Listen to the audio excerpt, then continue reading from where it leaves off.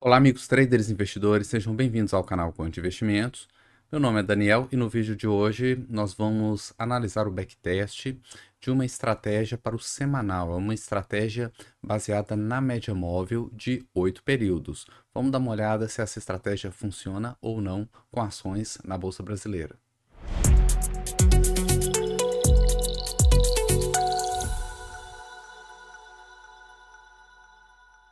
Há muito tempo eu tenho recebido pedidos de pessoas pedindo para fazer uma análise da média móvel de 8 semanas, para saber se vale a pena operar essa estratégia com ações ou não, porque é uma estratégia bem simples de se operar, é uma estratégia para o gráfico semanal, então não exige tanto acompanhamento, né?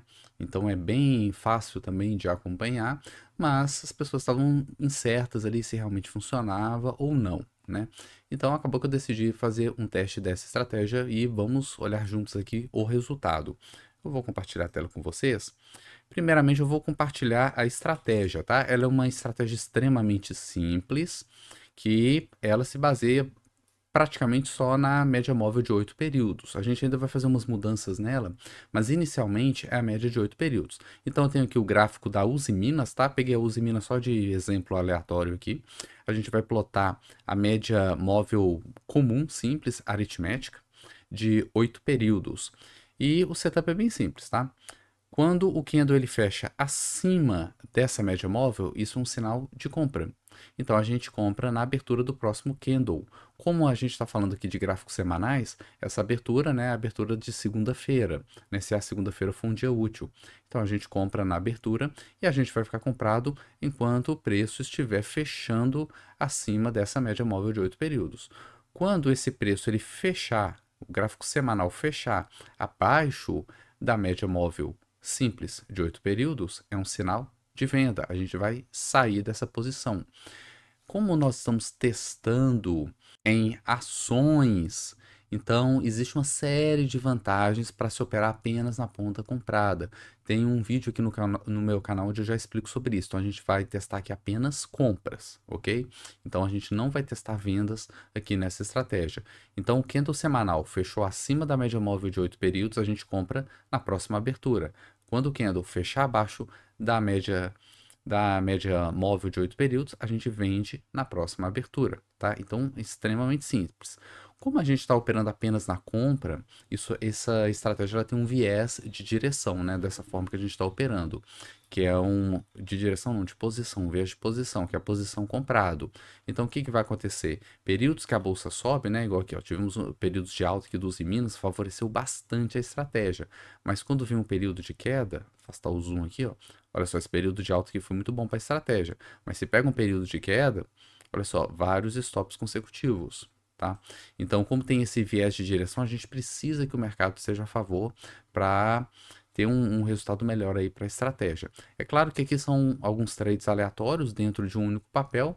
Para a gente ter uma visão mais abrangente da qualidade da estratégia, a gente precisa fazer um teste sistemático, né, envolvendo vários papéis, um período razoavelmente grande.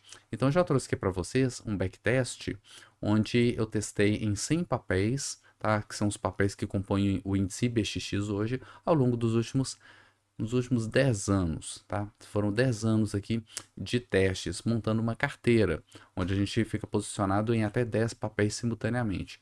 E o resultado deste... Primeiro nós temos resultados individuais, tá? Essa tela aqui tem um resultado individual de cada papel isoladamente. Então a gente vê aqui, eu ordenei pelo resultado. Então a gente vê que muitos papéis aqui apresentaram lucro no período, tá? CSN e BPAC foram os dois papéis aí, né, os outliers, a gente pode dizer, né, com um resultado muito acima aí da média. Então, eles se destacaram, tá? Não quer dizer que eles serão os próximos que vão se destacar, tá? Nos próximos anos, mas os papéis que deram lucro aqui variaram aqui desde 1000% de lucro, né, até 100, vamos pegar aqui, ó, até 100, de 100 até 1000% de lucro, a grande maioria dos papéis lucrativos, tá? E os papéis que deram prejuízo ficaram aqui em torno de 20, 30, 40, até quase 60% de prejuízo, né? Foi uma minoria de papéis aqui no vermelho, a maioria foram papéis no verde. Isso analisando de forma individual, tá? Para quem não conhece, esse programa aqui é o InvestCharts, é o programa que eu estou usando para fazer esse backtest preliminar, né, que é a primeira etapa de análise da estratégia.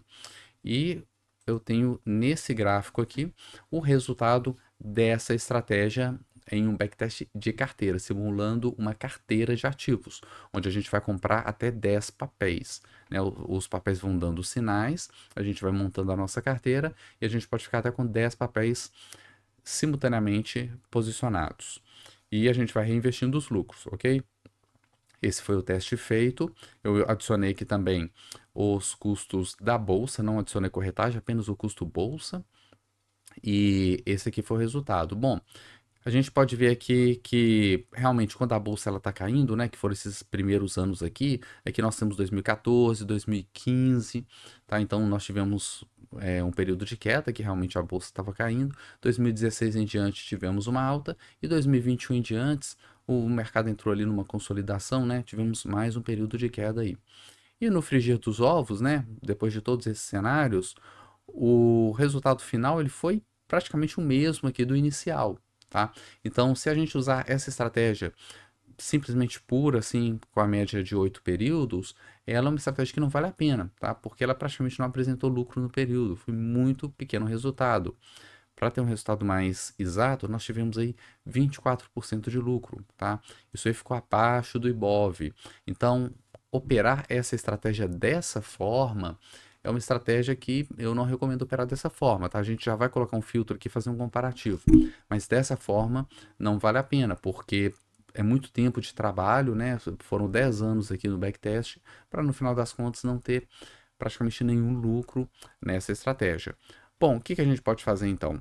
Se são justamente os períodos de queda, né, que mais afetaram a estratégia, vamos filtrar então esses períodos. Então, o que eu fiz? Eu adicionei uma média móvel de 50 períodos e vamos ver a diferença no resultado. Tá? Aqui é a configuração inicial, tá? Com 10 anos aí de testes. Agora eu vou rodar aqui para a gente ver o resultado da estratégia utilizando um filtro aí no semanal de média móvel, né? Pegar aqui um papel qualquer, pegar BPAC aqui, ó, gráfico. Vamos dar uma olhada como que funciona esse filtro. E daí vocês veem também a importância de se utilizar filtros no trading, tá? Em algumas estratégias muda bastante o resultado. Bom, então nós temos aqui um gráfico semanal, né, de BPAC. Nós temos aqui a média de 8 períodos, que é essa linha azul aqui. E nós temos essa outra linha verde. Essa linha verde é uma média móvel também, nesse caso de 50 períodos. Média aritmética simples de 50 períodos. Então a gente só vai entrar no trade se o preço estiver acima dessa média móvel. Então ela vai funcionar como um filtro. Tá? O ponto de entrada e saída continua sendo o mesmo. Fechou acima da média de 8, compra. Fechou abaixo da média de 8, vende. Tá? O ponto de entrada e saída são os mesmos.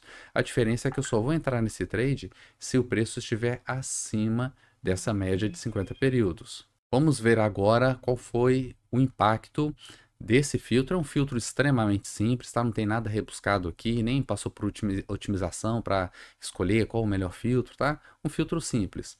Vamos ver então qual que foi o impacto desse filtro. Olha como é que já começou a melhorar a curva. Tá? Aquela queda inicial dos anos iniciais ali de queda da bolsa, né, já ficou bem menor, tá? O período de alta, ele continuou subindo, né, entregando aí um bom resultado, e aquele segundo período de queda, da consolidação mais recente da bolsa, já afetou bem menos a nossa estratégia, né? Então a gente consegue ver aqui uma melhora sensível na estratégia. Se a gente quiser ver os números mais detalhados, cadê o resultado? Tá aqui, ó. Então já trouxe 126% de lucro nesse período, que foi mais ou menos o que a bolsa entregou.